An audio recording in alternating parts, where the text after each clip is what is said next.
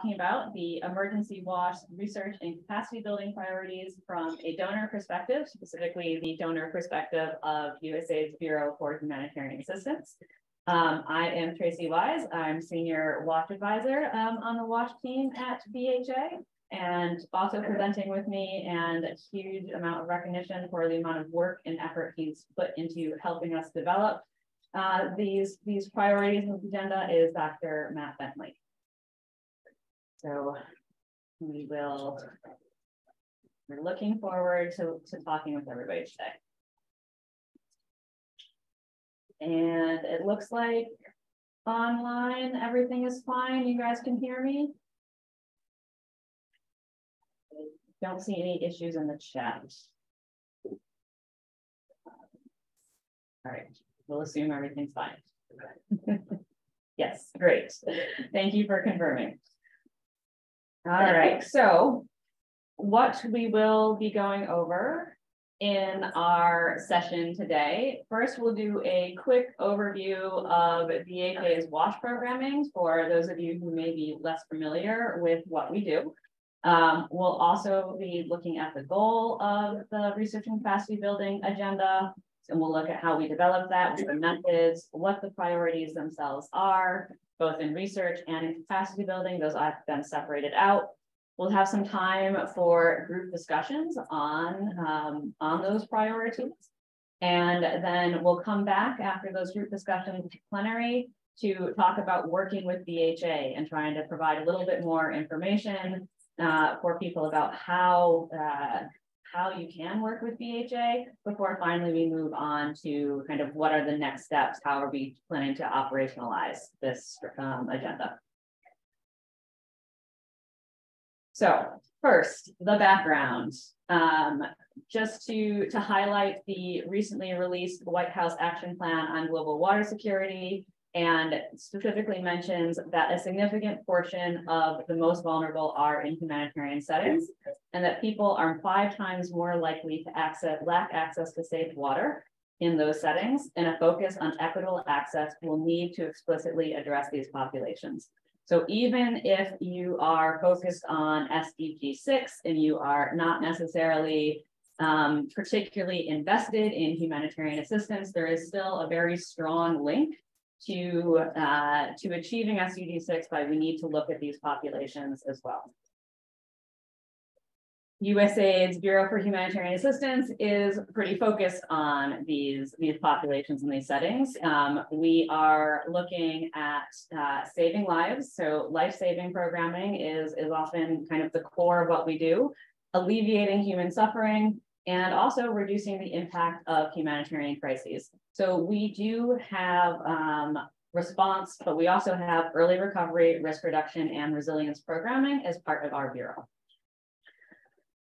Within our overall Bureau, just to give you a little bit of an idea of the numbers here, our funding for programs in 2021 was $438 million.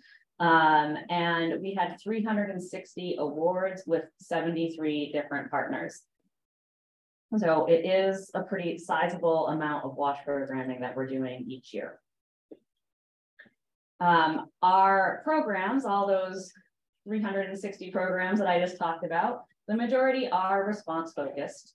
And we kind of classify our activities into subsectors, so hygiene promotion, water supply, sanitation, environmental health, and then WASH non-food items or WASH NFIs. You'll see that term throughout this presentation at times, which can be things like hygiene kits. It can be other, it doesn't have to just be hygiene kits. There can be other kind of in-kind, but not infrastructure sort of things that fall under WASH NFIs. And this does range a huge gamut. So, I mean, it can be things like water trucking. Water trucking is an intervention that is sometimes just needed, as much as everyone doesn't like it and how it's unsustainable and expensive. Sometimes it's what we need to do to save lives. But it can also go through to, you know, supporting utilities in repair of water infrastructure. We even sometimes will, you know, extend existing water networks to IDP populations.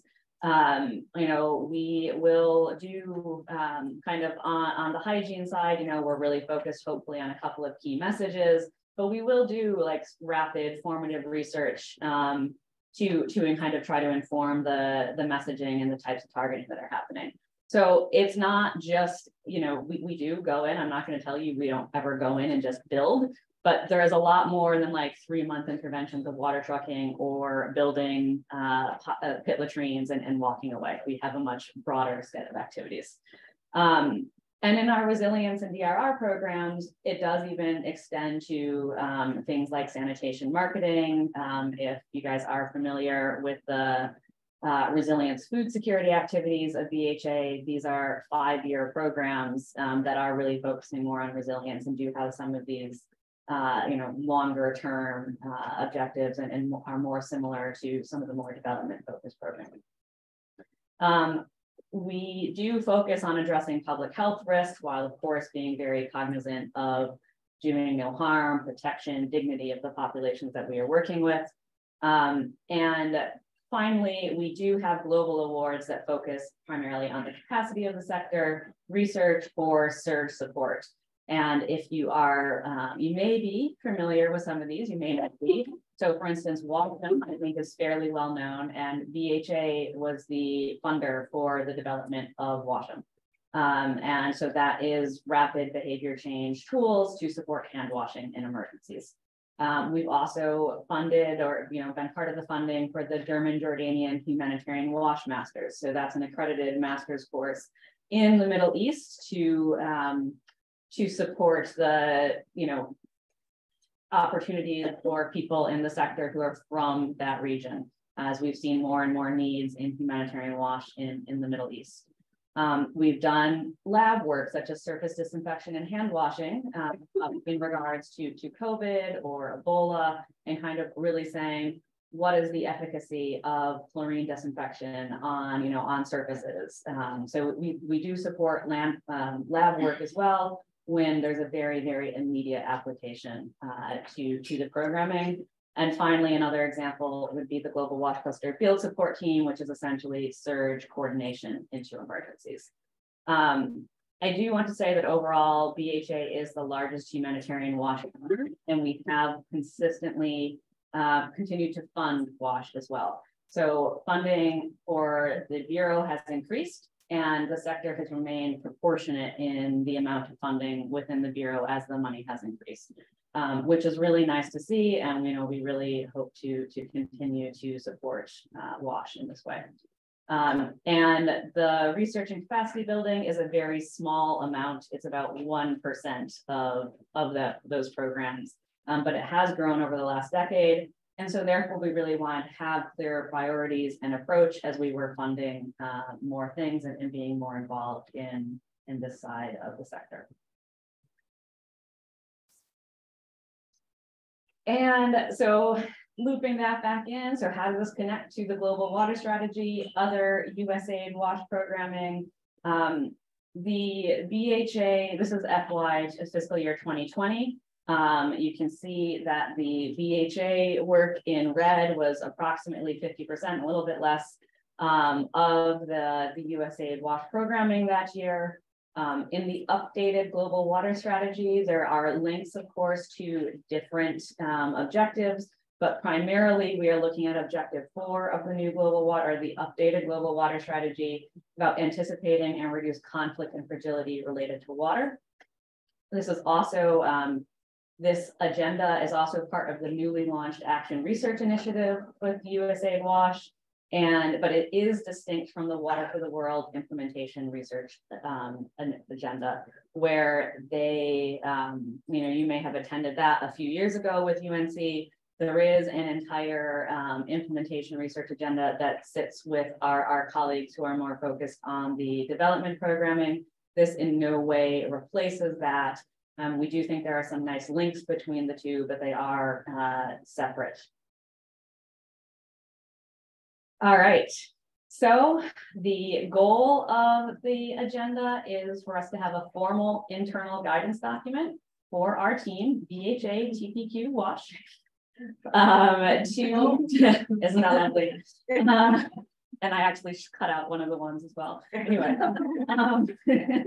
and so this should direct our research and capacity building for the next 5 years. And we expect that will improve the effectiveness of WASH interventions in humanitarian activities. And so with that note, I'd like to hand over to Matt to present. Thanks, Tracy. Good morning, everyone. Thanks for showing up at 8:30 a.m. Before we jump into our research and capacity building priorities, I want to start with some common definitions, so we know what we're talking about when we say research and capacity building. These are somewhat oversimplified, which you'll notice, but we've separated these into these two categories. So research activities are actions that address a knowledge gap, where capacity building activities address a practice gap. And there's, of course, overlap and interplay between both of these categories, but this is a helpful distinction for us to make as we think about the types of activities funded by BHA WASH. So these are the kind of common definitions that we use moving forward. And because this is a research-heavy crowd, we wanted to share a little bit of our the methods that we use to develop this agenda. This is an evidence-based agenda. We wanted to make sure that it was grounded in the recent evidence from WASH literature and practice. So we used a combination of different approaches to identify research and capacity building gaps in the sector. So we started with a systematic literature review. We identified 96 peer-reviewed articles for that. We conducted WASH team interviews, so within BHA, our WASH team, as well as broader within TPQ, the Office of Technical and Program Quality, which sits within BHA and hosts a number of different humanitarian sectors and technical experts, as well as our colleagues in RFS, Resilience and Food Security, Global Health, as well as CDC. So a number of interviews across humanitarian WASH, development and resilience WASH, and broader humanitarian sectors as well. We then conducted internal WASH team discussions and prioritization activities, and followed that up with external interviews with 12 researchers, implementers, and partners, some of whom are here at this conference.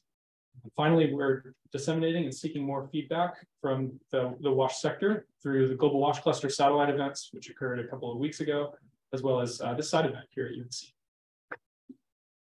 So digging into the systematic literature review, 96 articles were identified in the search for humanitarian WASH, emergency WASH between 2015 and 2021. This is just a small subset of the work that has been published in the sector. 66 articles were identified as relevant and included in this analysis.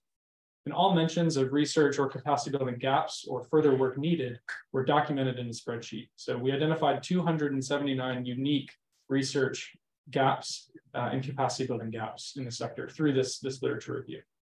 Similar topics were then grouped into buckets because you can't prioritize 279 different things. We had to group some of these similar topics together in order for us to evaluate them and group them together. And so 2 separate lists were created for research with 73 priorities and capacity building with 23 priorities. The internal stakeholder interviews, there were 30 of those within the US government, 10, as I mentioned, within the WASH team, 10 within other BHA sectors, and 10 with RFS, Global Health, and CDC. 12 external stakeholder interviews were conducted as well to seek feedback on the priorities that we identified and to further focus and hone those in. These were structured interviews with questions to help us identify research gaps in the sector, and those were documented and grouped into buckets using a similar method as the systematic literature review. So from the stakeholder interviews, we identified 51 different research priorities and gaps and 46 capacity building gaps.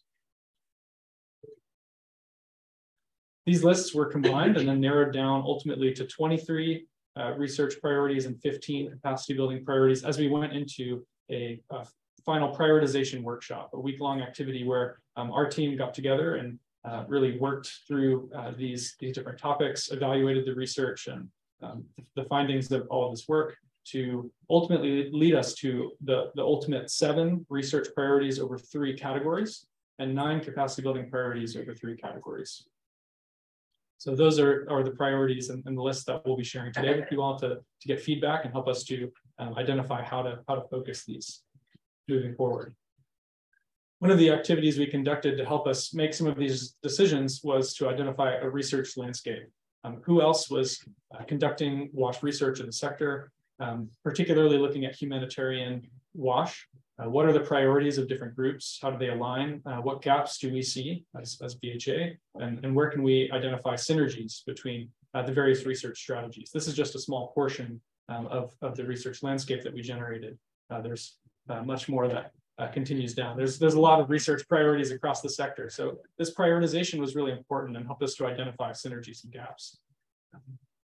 We also wanted to consider how we might align and strategize across USAID WASH programming with the Water for the World research agenda that Tracy mentioned earlier.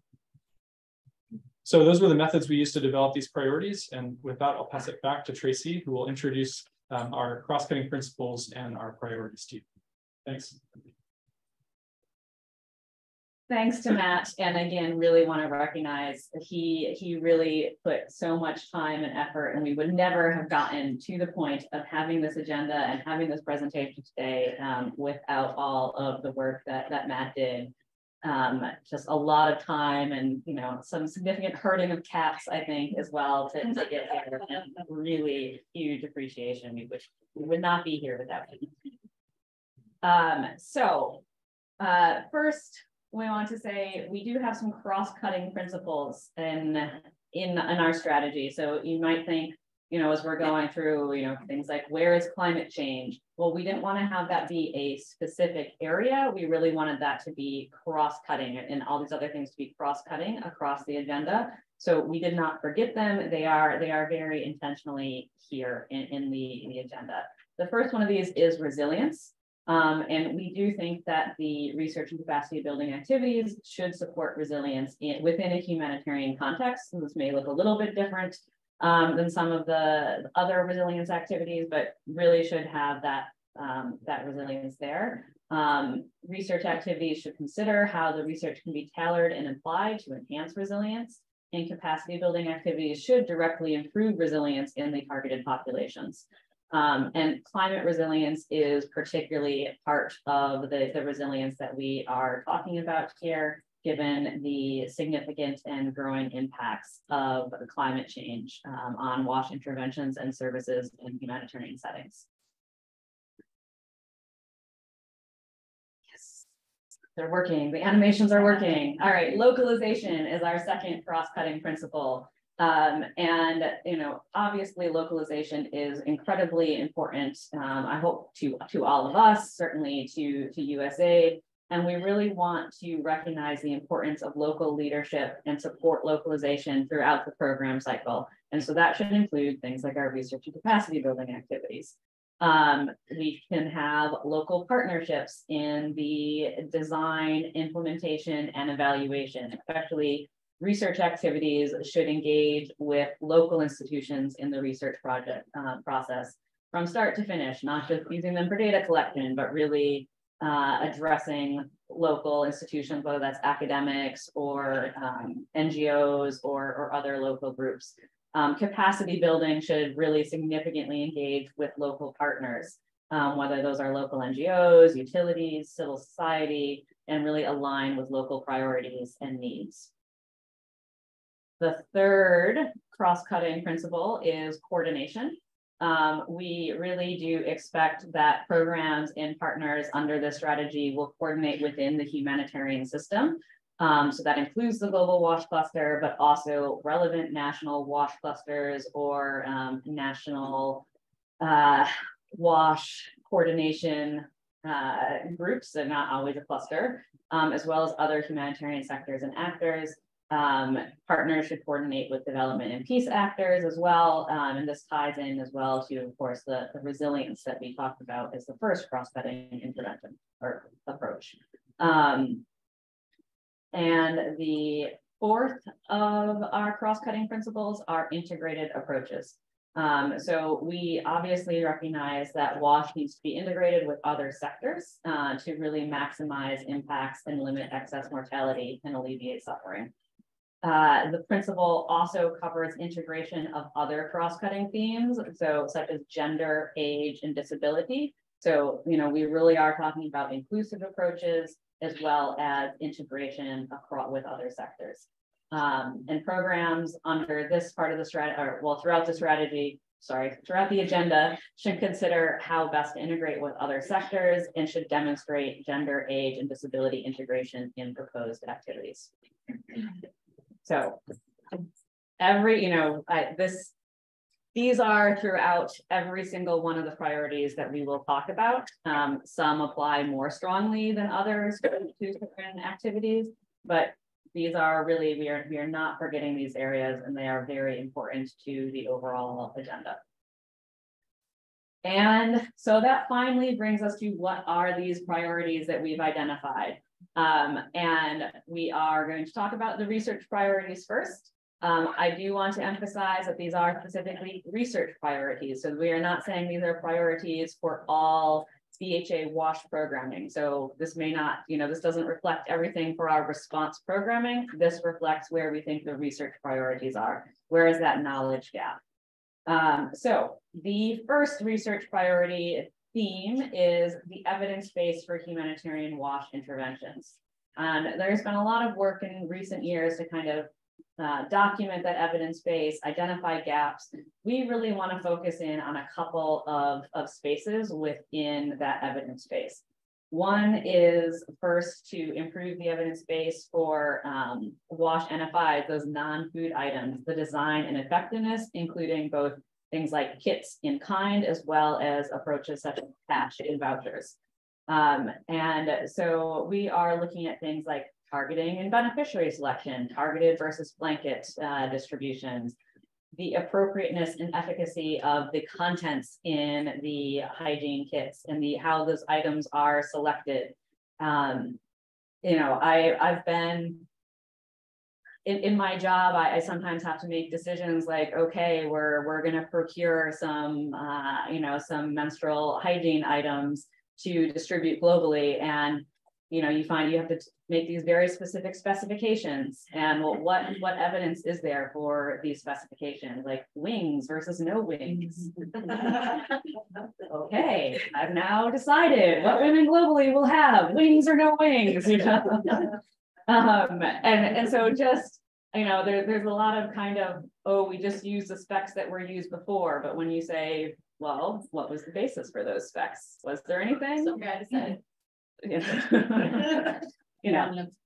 mean, well, even like, okay, a woman decided. I don't know. Like, I have my own knowledge and context, but I do not represent women everywhere in the world. So yes, so improve, and not just the specifications, but really those approaches for distribution as well, and this cash and voucher aspect. The second area within the research or within this theme is the timeliness and targeting of WASH interventions. So we think we need to increase the understanding around efficiency and speed of WASH programming in humanitarian settings, particularly identifying barriers and enablers for fast responders and comparing targeted methods to improve the effectiveness and speed of interventions. We don't really have a very well documented baseline response speed. A lot of times I think we're all very frustrated and think things should be happening faster than they are. We don't really have evidence as to whether activities are more impactful when they are tightly targeted, and at what level that targeting should be. Should it be at the community? Should it be at the household? And again, these are not meant to be all inclusive of what we would be talking about within these priorities, but kind of examples of the types of questions that the team has been thinking about. And when we get into our small group discussions, we hope to get more from you guys about specifics within these priorities that we have. And overall, the goal of this research theme is that by building the evidence base in these areas, the content, specifications, and distribution of life-saving materials should be enhanced, and community needs should be met more efficiently and appropriately. That's kind of the goal of this research theme.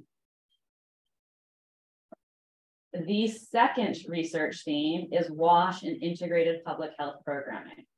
And first, when we are talking about this, we are not talking about quantifying health outcomes in large public health trials. That is not at all the intention of this stream. That's not really the scale or the the type of research that we're expecting to engage in. And so the research in this theme is meant to evaluate approaches and best practices around WASH in outbreaks and in wasting programming. And these will really be done, or the expectations will really done strongly with our health and nutrition colleagues in particular. So any programming here would probably be partnerships between WASH and health stakeholders.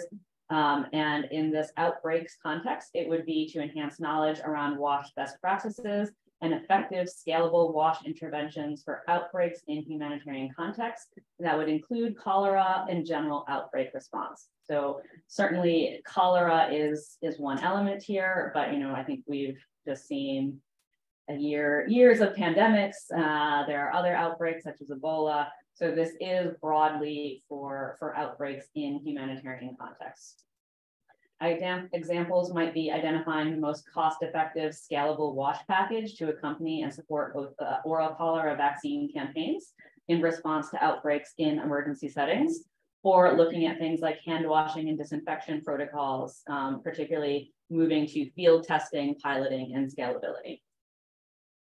The second priority within this theme is the wasting prevention, treatment, and recovery with WASH.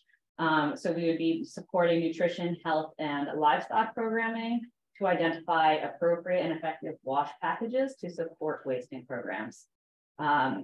So this would be things like identifying the most appropriate WASH services and programming to support severe acute malnutrition. And we really feel strongly that in this area, they need to be integrated programs. So this needs to be across technical sectors due to the variety of causes and contributors to wasting. Our third and last research priority theme or research theme is infrastructure interventions. And the priorities within this theme are operation and maintenance in emergencies, infrastructure construction and repair interventions, and fecal sludge management in emerging contexts. And for some reason, they have all turned into A's. But that's fine. So 3A1 to improve the knowledge around the strengths and weaknesses of various operation and maintenance models while piloting innovative strategies in emergency contexts. So we know that there are a lot of alternative and existing models for operation and maintenance that have been tried outside of humanitarian settings. We want to kind of look at what can we do within humanitarian settings, whether it's adapting those strategies that have been successful, whether it is trying something completely different. And we also want to do more evaluation of the historic efficacy of exit strategies. So there's a lot of, we will train somebody and hand over, and then that operation will continue so smoothly. And we think we could have a little bit more evidence around what is working and what is not working. The second, A2, or what I would call B, would be to understand the current rate of failure of WASH infrastructure and what pathways to success and failure are evident in humanitarian contexts. And we really want to have also evidence-based best practices for large-scale WASH infrastructure as well. We have been moving more and more into kind of middle-income context or larger-scale WASH infrastructure. It's no longer here is a hand pump. We're looking more at networks. So this would cover the whole range of that, but just to emphasize that it does look at kind of the large scale as well as a smaller scale. And examples would be the cost recovery strategies for large WASH systems, and the sustainability and durability on humanitarian timelines. So shorter timelines. We're not necessarily looking at 20-year timelines, but we do want to make sure that things are not falling apart, as soon as the humanitarian actors leave. And 3C would be fecal sludge management in emerging contexts.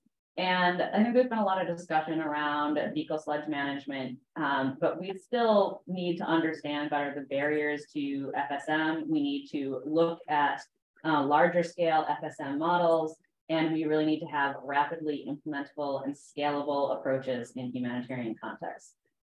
Research in this area should focus on evaluating and applying proven FSM technologies in humanitarian contexts rather than new technology development. We don't think we need to develop new FSM technologies, but we do want to really be looking at how can we apply these in a rapid and scalable manner. So continuing to identify gaps to FSM in emergencies and applying large-scale FSM in humanitarian contexts. And overall, the research in this theme should improve the durability, efficacy, and use of WASH infrastructure interventions in emergency settings and humanitarian settings. So I will pause here. We're doing okay on time. It's kind of if there are burning, clarifying questions. So we have time for discussion, but is there anything that really didn't make sense? What did we mean by one of those previous research themes? Do I need the microphone? It's online. Anyway, I think they can hear me in the room. Just because you went fast, some places seem like there's innovation encouraged, and some like fecal sludge management, it's not. We're going to go with what we know. So maybe just clarifying that one more time. That's okay. Okay. So how does innovation fit in with the different themes? Some places it seems like innovation is more encouraged than others. Yeah, I mean, I don't think we've sat down and said, oh, where can you innovate and where can you not, right? And I think there's different definitions of innovation. So, I mean, just talking recently here with colleagues here of, well, innovation for us is also applying things to new settings, sure, not just developing the new technology. So I think that's generally where we fall, is that we are probably not going to do a lot of technology development anywhere, right? But we're talking about like, oh, you want to try an innovative operation model?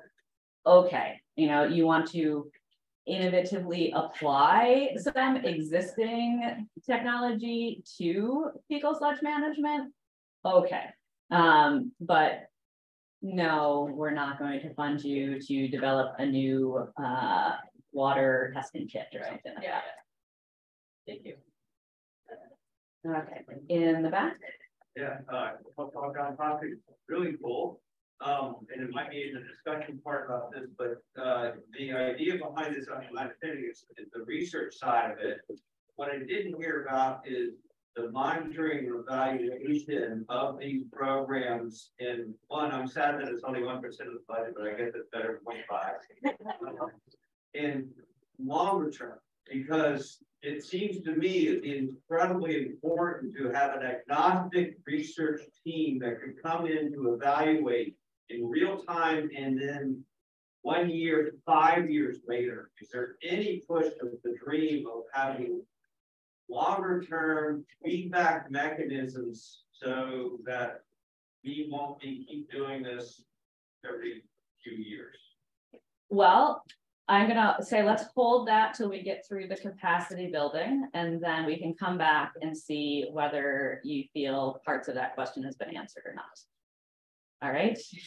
I just put the plug in there in front of think about it. And all right, I don't see any questions online. So we will move on to the capacity building priorities. And yeah, we will again have chances to do more specific feedback in the group work. And we do have a survey as well that you can take online. Okay, so the capacity building priorities. Again, this is where we think that we have the knowledge, at least, globally, or some people have the knowledge, but the practice is not happening in a broad enough way. So our first theme for the capacity building priorities is just the WASH sector technical capacity. And so we have identified 4 specific areas to address the technical proficiency gaps. And we would really expect these areas to utilize existing evidence-based approaches and best practices to improve technical capacity at various levels throughout the humanitarian WASH sector. The first of these, again, apparently everything is A. They're all equally important. Is the water quality proficiency at field level. Although, and this should include both the testing, but also the analysis and use of that data. So it's not just can we test things, but then what do we do with that information that we have collected? And again, really focusing on implementers in the field. We think that there is a lot of knowledge and capacity globally on these sorts of issues, but we don't see them really being picked up at the field level. And so how to use and respond to water quality data, updates and trainings on water quality tools is really the emphasis here with that field emphasis. We also, our second priority would be the proven alternative operation and maintenance models should be adapted and applied in emergency situations to improve O&M response time and infrastructure durability and longevity. So obviously this also ties into the research priority that we already talked about. We don't feel like we need to, we do think that there is a need for more research in this area, but we also don't feel like we have to sit around and not build capacity while also that research is ongoing. And this is a 5-year strategy. So maybe this isn't, something that's necessarily happening in year 1, but we really wanted to look at both the research and capacity building sides of this topic. So things such as exploring and training on different operation and maintenance models in the emergency context, or professionalized and privatized O&M model trainings and evaluations are some examples of what we might be looking at in this topic. The third topic is psychosocial support in WASH interventions. And we really want to better understand and train WASH practitioners to integrate psychosocial support in disasters, conflicts, and humanitarian contexts. So individuals who have been affected by disasters or are living in conflict settings often have negative outcomes for their psychosocial health. As you can imagine, they're probably highly stressed, anxious, higher rates of depression, and those can really reduce the efficacy and impact of WASH interventions. And WASH staff frequently lack specific capacity to provide psychosocial support, right? They're often on the front line, really interacting with these communities and these individuals. They're dealing directly with traumatized communities, and they may not either know how to incorporate some of the tools into the activities that they are doing, or just kind of provide some support or react appropriately in their interactions. So we plan to coordinate with protection specialists to better understand and provide resources for psychosocial support and survivor-centered adaptation for WASH interventions. And that things such as developing psychosocial support tools to integrate into WASH activities would be an example of the work here.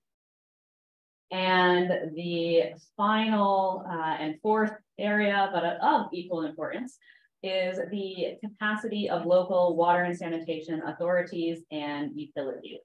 As I'm sure everyone in this room is very well aware of, we really often rely heavily on those WASH authorities and utilities to prevent the failure or degradation of WASH services.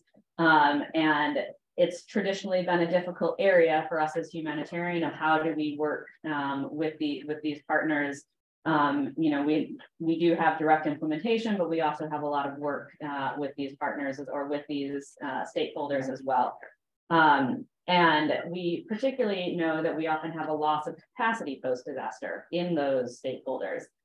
So if staff are lost or just otherwise the systems are breaking down, how can we strengthen utilities or the relevant authorities so that WASH services are resilient and can quickly recover from shocks? And particularly also looking at INGO capacity or NGO capacity to support local water management and utilities in the urban areas, as well as, yeah, again, that's one example, not meant to be the full set. The second capacity building theme is response quality, timeliness, and accountability. Capacity building activities in this thematic area should support WASH cluster and sector initiatives to improve quality assurance and accountability to affected populations and improve response quality with regard to large-scale WASH infrastructure. So the first category, we kind of struggle a little bit with the naming of this, response quality and accountability. And there are efforts already in the WASH sector to advance quality assurance and accountability. And if you are at all familiar with the WASH sector roadmap, there is an initiative that is aligned with this. And we think this is a really big priority. This is also one of the places where you see very specifically the cross-cutting theme of integration coming in, because again, this should really be looking at, accountability, which means gender, which means disability, which means how are we responding to everybody in the population? How quality is our response? So we're not just doing something, but we're doing something that actually meets the needs of the population and that they are satisfied with. The second, and so support to that initiative and other accountability and quality initiatives would be the focus of this theme. And the second one is the vulnerability assessments of utilities and large-scale infrastructure. And we want to improve the capability of WASH actors to assess vulnerability and to predict impacts to WASH services based on typical disaster types, and to facilitate faster, more targeted interventions, which will improve response quality and reduce downtime of critical WASH services. So things such as simplifying and applying water safety plans for disaster risk reduction. How do we leverage utilities and their capacities in emergency response? We think all of this could really be strengthened. And the third capacity building priority is knowledge and information management. And there's three themes within here, or three priorities here. So research into practice, utilization of data, and the needs assessment and intervention targeting. We know that there is all this knowledge and all this evidence that maybe us here at UNC know, or our global advisors know. But there is a critical gap between the increasing knowledge base for humanitarian WASH and the conditions and practices on the ground. So projects really need to be implemented to reduce the lag time for the application of research findings, and really trying to ensure that best practices are widely adopted.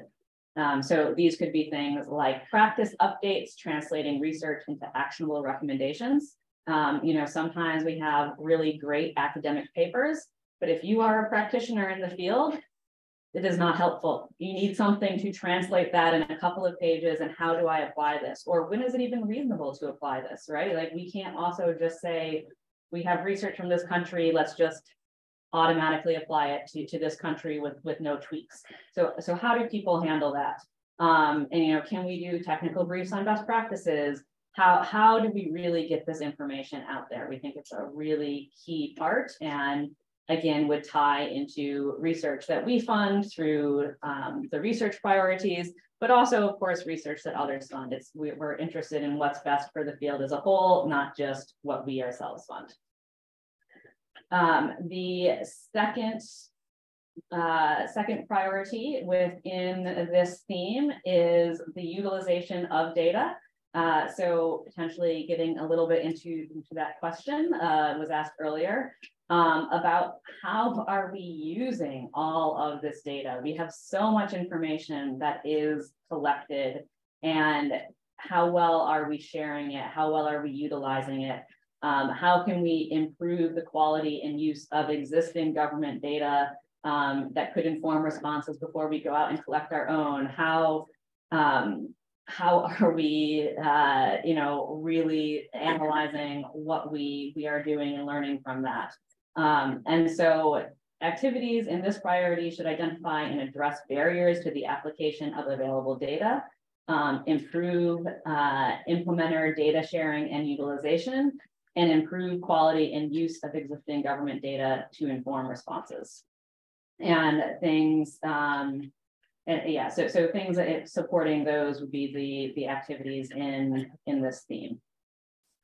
And the final one is needs assessment and intervention targeting.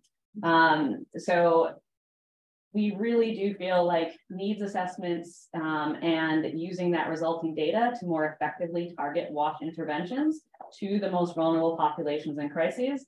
There is, again, a lot in this area, but we often don't see very good application of it in the field.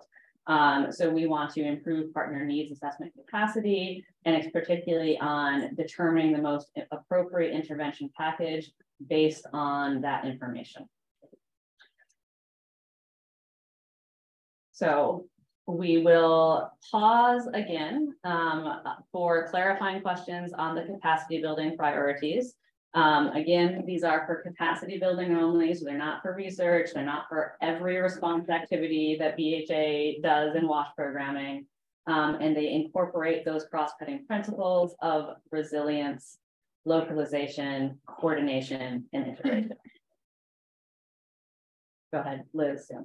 Yeah, sorry if I missed the beginning, but whose capacity is the target for these priorities? And how did you think about how you wanted to target that? So I think there is a lot of emphasis on field capacity, particularly the research into practice and the, I feel like all these have a very strong emphasis on field, but we did also say that it is broadly, it is all levels, right? So we have the localization emphasis, and we have a couple of places where we very specifically call out field level, but we would also, we're not ruling out capacity building for other areas of the sector, because often, it may be the global level who will go out and then do the training at the local level. So we haven't gone through and kind of said, only these stakeholders, but kind of, have focused in on the field more than the other levels. Oh, I have Tracy, can I add on to that? We would not be interested in just building the capacity of one organization. So any of the capacity building would be at a global level.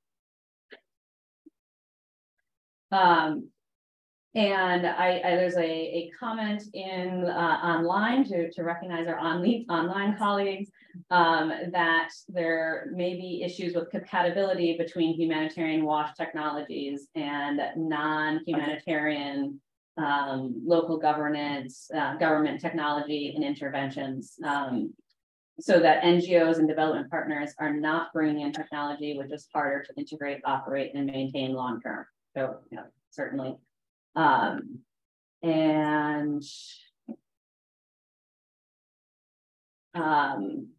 Marielle, I see you have your hand raised. Do you want to,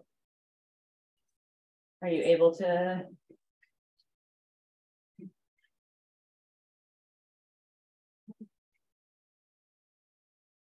All right, I will read the question in the chat then. So she says, what do you think are the key criteria that should be focused on in this interim area, as inevitably more of our humanitarian crises are longer term and can last for longer than a number of months, but rather years? And it looks like that is bridging the humanitarian and development divide around WASH. So as I mentioned in the very beginning, there are definitely links between our research agenda as well as the research agenda in for our colleagues in USAID, and we've kind of looked at where we overlap and have are able to kind of reinforce each other. We also, I think a lot of our themes really talk to that issue about the longevity of many responses these days. And, this is why we need those transformative approaches for operation and maintenance. This is why we need to do more looking at utilization of government data and things like that, because we know that it's not go in, do a 3-month response, do a 6-month response, and then hand everything back over to the authorities and leave. Like we're not seeing that work in many situations anymore. We have some natural disasters still, but a lot of the time, yeah, we're in there and there's the constant stress about how are we not replacing the local authorities, but still ensuring that life-saving activities are delivered. And so I think that comes up a lot in kind of throughout our research themes. And we also, USAID did put out a paper a couple of years ago that was developed, co-developed by BHA with our partners in the Center for Water on coherence between our WASH and water resources management programming between humanitarian and development. Okay. Oh, now there's more Q&As in the chat. So there is another question around emergency activity application timelines are usually very short. Additionally, some gaps only become clearer once implementation has started. How does BHA plan to collaborate with implementing partners that might be looking to explore a research agenda in ongoing activities post-application? Well, so we will have some next steps and some support that we will have in place kind of at the end of the presentation. But I do want to say that I think often research activities that we do as humanitarian partners are challenging and often do have many limitations, but they need to have enough rigor to also kind of really have usable outcomes. And so I would question how often something that comes up in implementation is going to be able to be designed and completed within the timeline of an award. But usually we are looking at, you know, unfortunately, it's pretty common that we're going, okay, well, we know we're planning for the next award already. And so it really may be more of how do you, you know, this issue comes up and how do you then maybe plan for it in your future activities to explore that more. The other aspect of this is that BHA funding is very intentionally flexible. And so most of the time, you know, if something really does make sense and is feasible within the award and is a high enough priority, you know, not taking away from the life-saving activities, then it may be possible to make some adjustments. But I would really, you know, have to think hard about those first points. So, and then there's a good question about what challenges do we foresee in actually conducting research during an emergency? And so it is possible to do research in an emergency. We do, I know some of the challenges that partners have faced in the past have been things like, you know, if you're trying to have research in a specific type of response, you might need to wait for that response to happen, right? And if you've got 2 years to do your research in and, oh, there's no cholera outbreak, then, you know, how do you do that? And how, so, you know, there's this constant balance between, we don't know where you're going to go, we don't know when it's going to happen, but we still have timelines. And so, you know, thinking how specific is the research, how flexible is it? So, you know, it may be a lot more challenging if you say you're going to do a cholera response in, I mean, okay, if you want to do a cholera response in Syria, well, you're in luck, I guess, right now. But, you know, not specifying it's going to be in this specific location, or, you know, what's the correct level of specificity? How do you really look at those timelines? And another big part of this is really relationships and work between the implementers and the research partners. So research partners, from our experience, do much better when they have an implementing partner or relationships with the NGOs on the ground, so that they can really, you know, they're not trying to develop that. They're not going out and saying, hey, I have this research funding, who wants to work with me, right? But you start from, we already have somebody that we're probably going to work with, and then it's much easier to get into the field because you have that support. I am mindful of time, and we will come back to the plenary. So we can, you know, I think some of these we'll get into a little bit more. Any absolutely burning questions, clarifying? No. All right. Excellent. So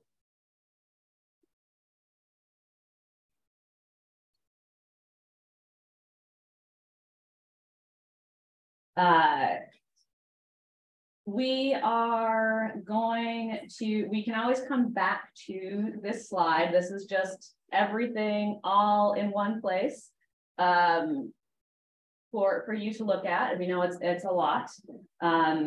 We are going to split up into groups. For our online participants, we have not forgotten you. There is a Jamboard link as well as a survey. So, you know, you'll be able to discuss, well, maybe, I'm not sure, maybe if you can't hear each other, you won't be able to discuss other than by the chat online, but you can certainly use the Jamboard link, put in sticky notes, and there is a survey there that you can take. In person, we have the flip charts around the room. So, you know, you get to get up and talk to each other and write with pens and papers. And I'll give a little bit more information on this, but just to say, we'll be back in plenary at 10:15 for working with VHA and the next steps. So online participants, hang in there, or, you know, we really hope you'll participate in the Jamboards and the surveys, but, you know, back at 10:15 to hear those, how do you work with VHA, and how are we making this happen? And so for the group discussions, again, isn't it 9:30? Oh, sorry, is that? 10. Okay, I thought it ended at, sorry, I have, okay. Yeah. So we will come back so we only have 15 minutes then. I thought I was doing so well on time. We will be back at 9:45 with apologies. So we'll have 15 minutes. And so when you are in your group discussions, we'll be looking at the separate questions. Please choose one poster to have a discussion around. There's one for each research theme, as well as one on cross-cutting practice, on the cross-cutting principles. If you are at the cross-cutting principles, how should these cross-cutting principles be applied and integrated across research and capacity building themes? And for each of the research themes or the capacity building themes, how should or what specific research capacity building needs are under this theme, and what existing work approaches or programs should be considered under this theme. And we do have markers, so people can also write on the flip charts, and we will be back in 15 minutes. Sorry. Is on the left side, and capacity building is on, well, high left. Right. Research on the side, capacity building on this. Hopefully, so I want to leave that up so that people can scan both things. These are all, yeah, these three. Yeah. Three of all the answers. So that's what yesterday.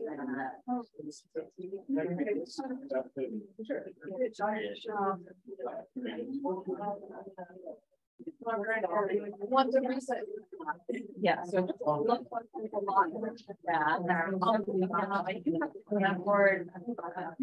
And it's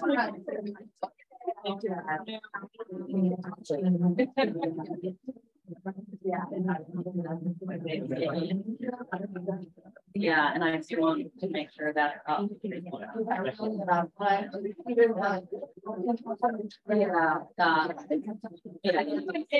yeah.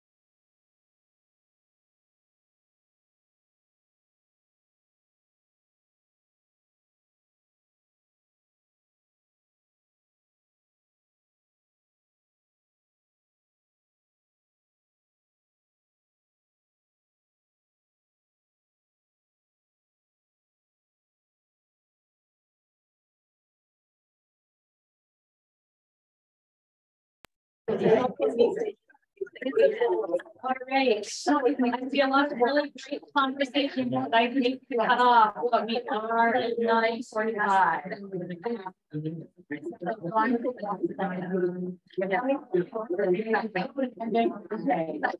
And that's the biggest problem. And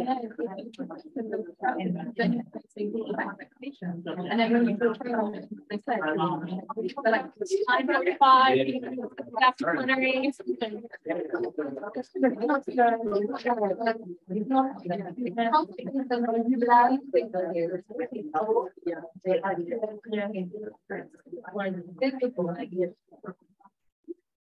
because they are not.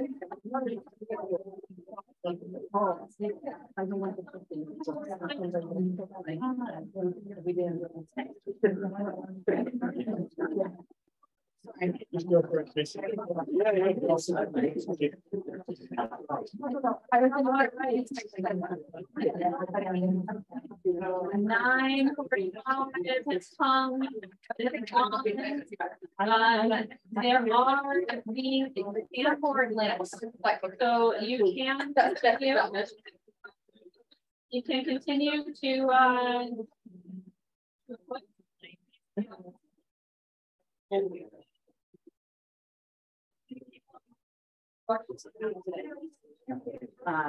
yeah. So if again, really great to see so much conversation around this. It's really exciting. If you have more that you did not get to put down, because we did have less time than planned, you can go to the Jamboard.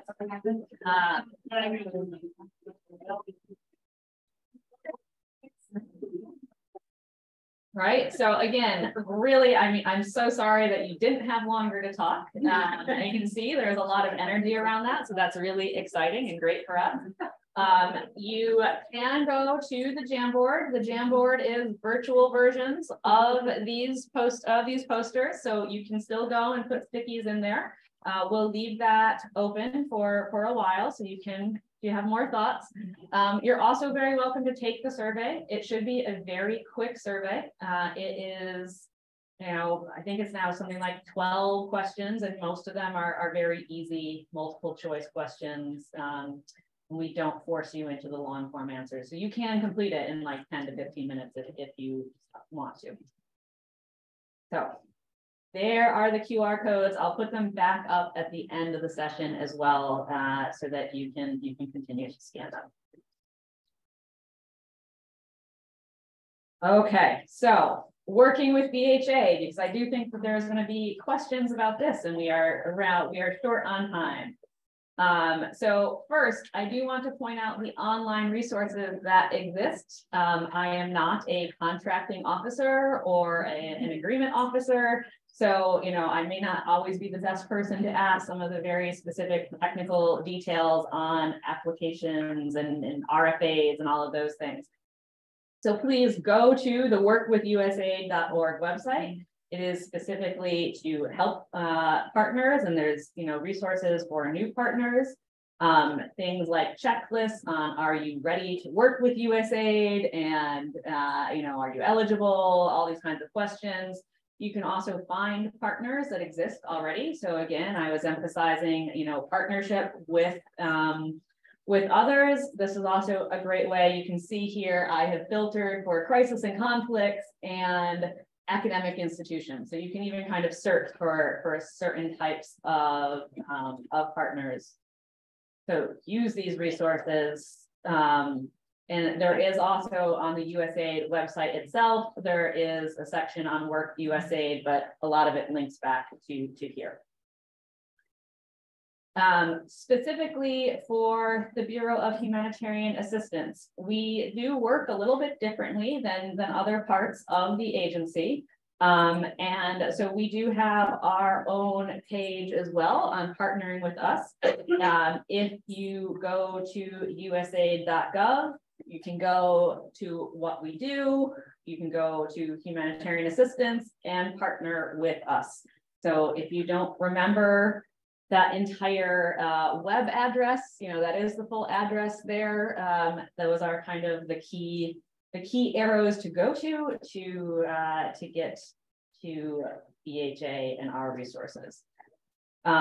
Specifically, again, the majority of our funding is for non-competitive response awards, which means that you will not see RFAs on grants.gov or SAM.gov.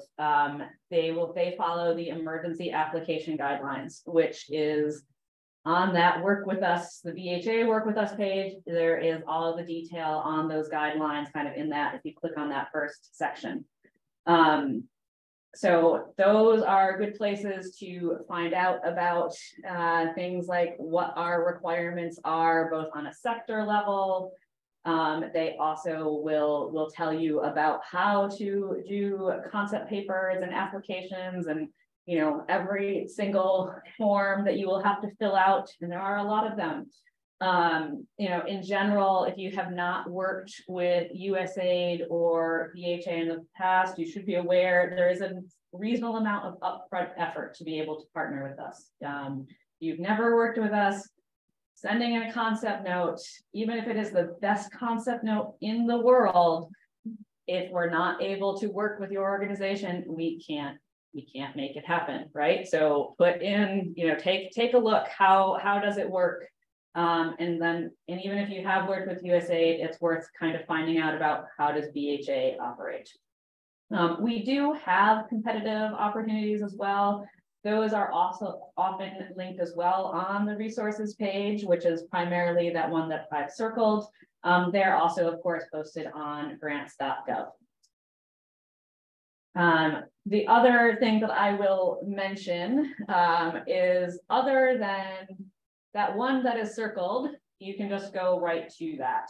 Some of these other pages will require you to have an account with us. It's free to create, but some of them will require a login. And in what is maybe typical and that you should expect is that there is a 7-page document that tells you about how to create that login to work with us. So I think that's kind of a good example. You want to access our resources? Here's 7 pages on how to get that access. We're answering all your questions. We're making sure you have the information you need. So some tips for working with BHA. I've already mentioned that time investment upfront to receive direct funding. So we would really recommend considering a partnership with established BHA partners who do already know their way around all of those guidelines. They kind of understand how things work. And for WASH research in particular, we would really strongly encourage partnerships between implementers and researchers or academia to make sure that research does have enough rigor, that, you know, it really is something that builds the evidence base, but also, you know, that it's practical, it's useful in the field, and that we can get access and we can do these things. You know, we really think those two together make the strongest work that we've seen. And for BHA, again, we are focused on the relatively quick field applicability. So we are, you know, again, we're not trying to kind of do that initial technology development. We're not trying to do, you know, large scale public health studies. We're really saying, what can we apply relatively quickly to our programming to improve it?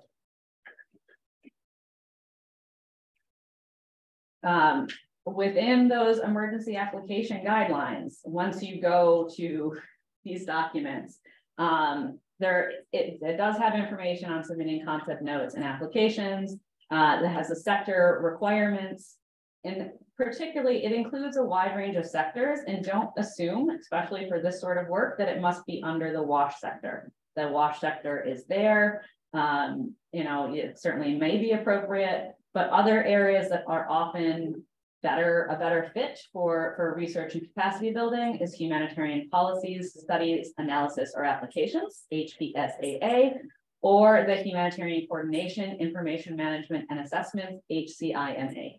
So don't just look at the WASH sector. If you are thinking about this, look at what our requirements are and where things fit the best.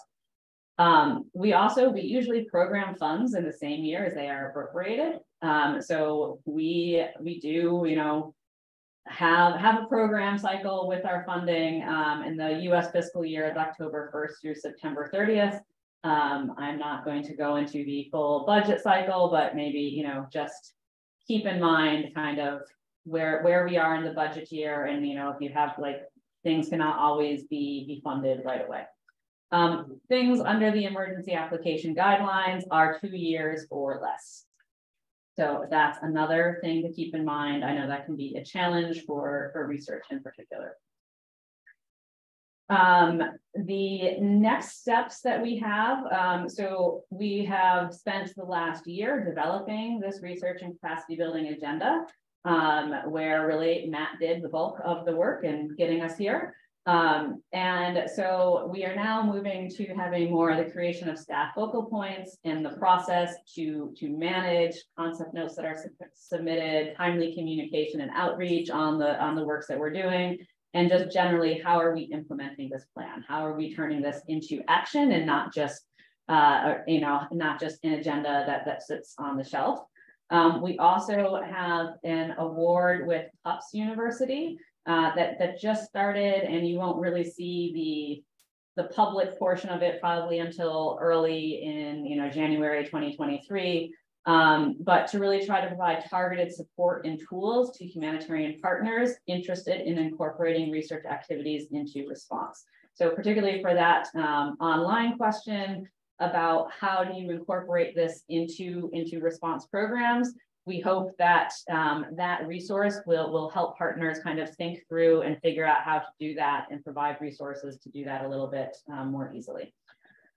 And there's also really some focus on local or non-Western research institutions in that award as well, and increasing access to them.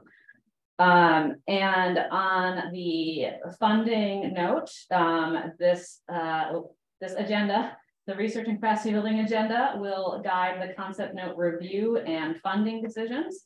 And we do plan to have a competitive research award in the next calendar year. So we do hope to put that out, and that would be on grants.gov and wouldn't follow exactly the guidelines. We are at 10. Is Shauna still here? You are here. Do you want to give, so Shauna is a partner who recently became a new partner with BHA, and I was wondering if you'd give a testimonial. Sure. Background is we got brought on and it with ACF, who was working with Lens World Hygiene Tropical Medicine. So that's where that piece of the research directly connected to the work that ACF was doing on hand washing emergencies. They were watching us work on research, and then we were brought on it from a knowledge dissemination piece of it. And one of our experiences pretty quickly on, and we had a small bit part 5 years ago, was how much of a true partnership it was with ACF, with Lens World Hygiene, and with BHA. And what we developed over the course of the 2 or 3 grants that went through ACF is way stronger as a result of it. And then as a result of that, we ended up knowing the BHA process, what was required, and had that longer lead time that Tracy mentioned that's needed to really truly understand it, to be able to be vetted. There was, I think it was like over a 4-day period, it was pretty much a week-long audit of our organization prior to becoming vetted by BHA to be able to then put in our own proposal, an invitation to put that proposal in. So it is a big undertaking to become, as Tracy had said, and so providing yourself with that eyes wide open for longer lead time, totally reinforce what she says in terms of partnering with another organization that's boots on the ground, that knows BHA, and then developing your own understanding of the process.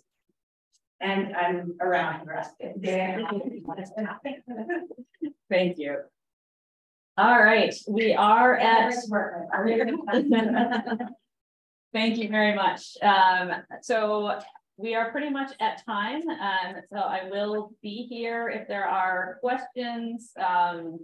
I don't want to hold you. I know you between you and coffee. So thank you very much for the session, and I hope you found it useful.